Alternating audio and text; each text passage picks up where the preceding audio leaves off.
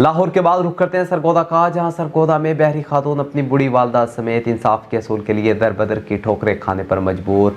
बहरी खातून के साथ होने वाली ज्यादती का इंसाफ ना हो सका। इस हवाले से मज़ीद जानते हैं बिग न्यूज़ के एंकर सैयद अनवर की इस रिपोर्ट में। जी, मैं मौजूद हूँ इस वक्त इलेक्ट्रॉनिक मीडिया क्लब सरगोदा में, जहाँ हयाताबाद थाना लक्सियाँ के इलाका से एक बूढ़ी खातून और उसकी गूंगी बहरी बेटी एहतजाज रिकॉर्ड करवाने के लिए इलेक्ट्रॉनिक मीडिया क्लब आई है।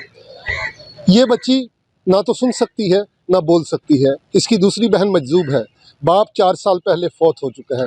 किसी शख्स ने इस बच्ची के साथ ज्यादती की और बाद में शादी का वादा किया, लेकिन वो वादा वफा ना हो सका और इसने एक बच्चे को जन्म दिया जो ऑपरेशन से पैदा हुआ।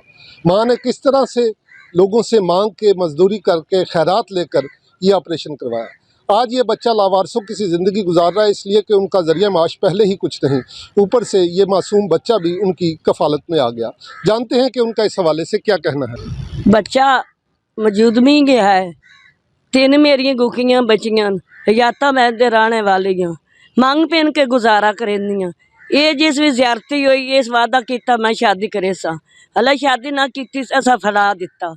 3 महीने जेल रह के इन्हें दे लैके बच्चा छुड़ा लिया। 15 तरीक नूं दी जमानत हो गई। हालांकि हुण गल्लां लेन देन जल्ली लेंदी रहो।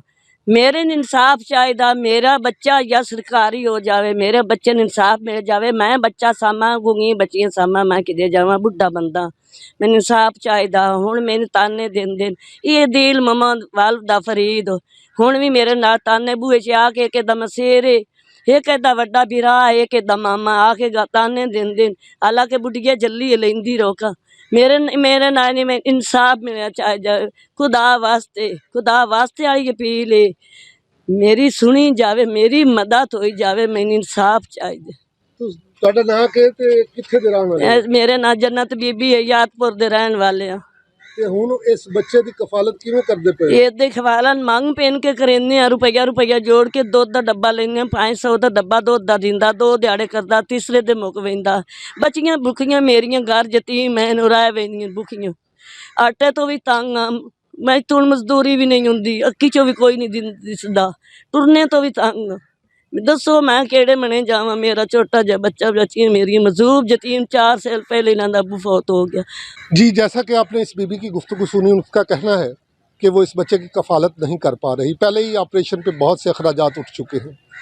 ये बच्ची गूंगी और बहरी है, इसके साथ ज्यादती हुई है और नतीजतन एक बच्चा दुनिया में आ गया, लेकिन अब इसका वारिस कोई नहीं।